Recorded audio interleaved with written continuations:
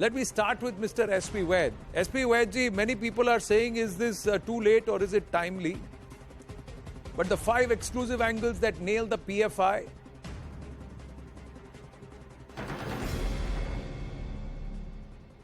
comprehensive PFI crackdown. But Mr. Vaid, how would you see this crackdown? Do you think this is comprehensive, this is well planned? It's taken some time, but they have done it well. It is no doubt about it, Mr. Narasimhan. Very well planned, very well coordinated, and very well researched before laying hand. And such operations require time. Such operations require a detailed investigation. Such operations require a lot of planning, a lot of surveying, a lot of surveillance, a lot of inputs from within the country and outside. You need many intelligence inputs dealing with external intelligence as well as internal intelligence. You need coordination with state police forces, investigating agencies, and I think it has been, though many of us felt why government is not acting, but then finally I'm glad such a terror outfit should not only be banned, it should be decimated in India. Because it's against the very idea of India, against, as you rightly put, 5 things, against India's growth story, against Bharat, against the internal security of the country. And I think such an organization should be decimated, not only followed by a ban order, because it can take new names. You need to arrest all its cadres, seal all its offices, choke its all funding, seize all its accounts. That is the kind of operation which is, I think, taking place, and that requires a lot of planning. Though a little late, but finally it has. I am glad it has happened. But the test of legal scrutiny is going to be a big challenge. Sushantji, a lot of the information is there in public domain. Some of the inputs that we have got from the government in terms of intelligence inputs and information, this will all go into the dossier and the case that is going to be made against the PFI. One aspect is that they have not banned the organization yet. First, the crackdown has happened. Now, have they also been able to dry of resources? Because this lot has been able to raise huge amounts of money to fight cases legally. They also have a battery of lawyers. And they also have international support. We'll get to that in just a bit. But where do you stand on this crackdown, Sushantji? Anand, the first thing is that I am very pleasantly surprised that the government of India and the security agencies have stopped leaking like a sieve. Because earlier, if there was an operation which was being planned and which was actually being executed over almost 3 months before their final, they finally swooped down on these guys, there were some rumors that, some action is going to be taken, stuff like that, that there is an impending or an imminent ban which could be imposed. But nobody really got the whiff of such a large-scale operation, a well-coordinated operation across virtually the length and breadth of the country. So I think all congratulations to the investigating agencies for keeping it under the wraps and then just moving in for the kill in one go. Having said that, should this have been done earlier? I think this should have been done 10 years back when the first indications came of what kind of an organization the PFI was.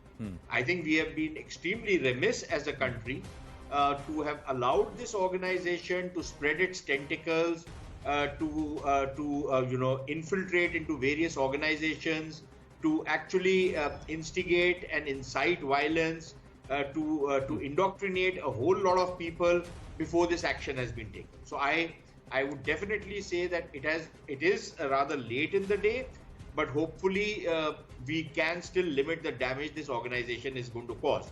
Which then brings me to the question that you brought up. Now, I would imagine, Anand, that the fact that there was so much of clamor, and not just for the last 3 or 4 months, but for many years now, that action needs to be taken. I would imagine that the government has probably collected enough information to justify not just the crackdown, but I think the ban, which is quite imminent now, and then to be able to prosecute these guys in a court of law and procure sentences against them. I would imagine that they would have procured enough material to be able to do all of that. And that takes time. That's laborious work because, as somebody like Mr. Vaid is sitting out here, and I can't speak too much in front of him given his experience, but very often what used to happen in the past was that, it was a knee-jerk kind of a reaction. You arrested people and then you never built up the case.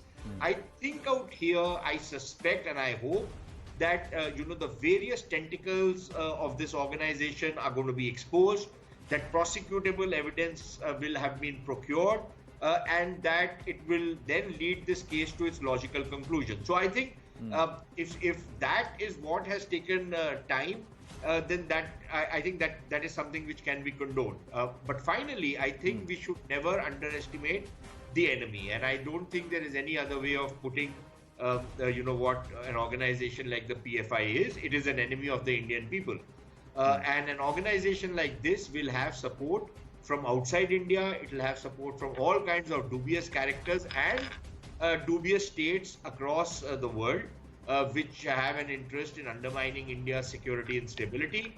And I think many of those will try and fund these guys. There are enough elements within India, who think or who profess or who pretend to be very liberal, very progressive, very secular.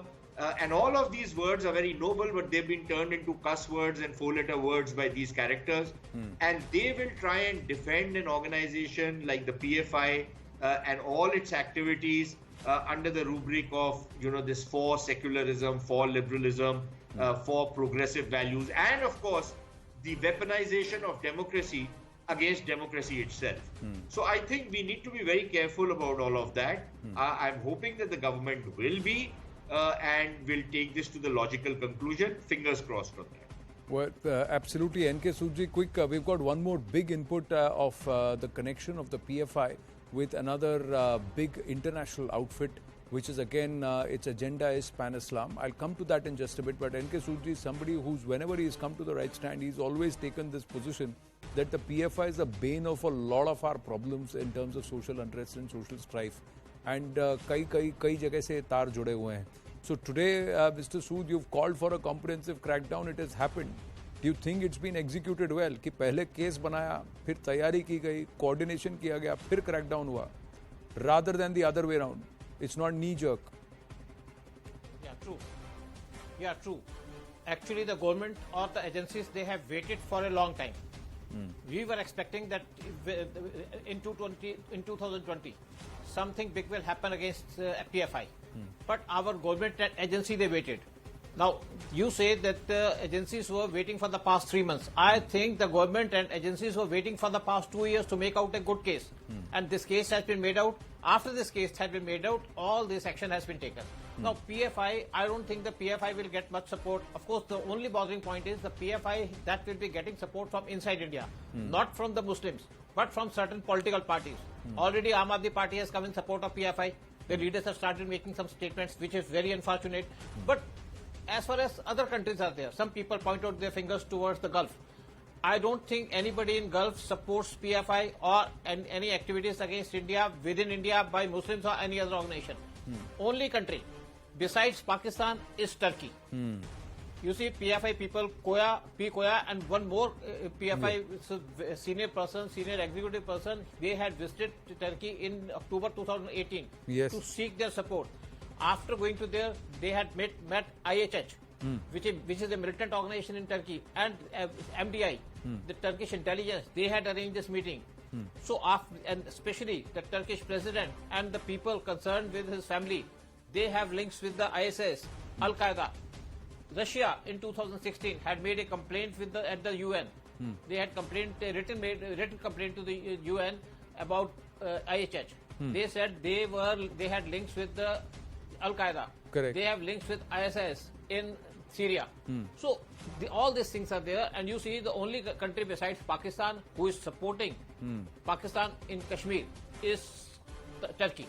Turkish president has been making this kind of statements. They are fanatics. they want to create peace, they want to disturb peace in India and other countries. They do not support the legal and peaceful activities. So this is the issue that India is going to take, and India is aware of whatever is happening there. Right. And I think whatever the Turkey does or the Pakistan does, what our government is alert, aware, and they know what to do and when to do. And they have done the right thing now. No, you're a former RNW officer, and that's why खबर से पहले आपने खबर बता दी. We are just going to come to that aspect. As far as the international aspect, the pan-Islamist aspect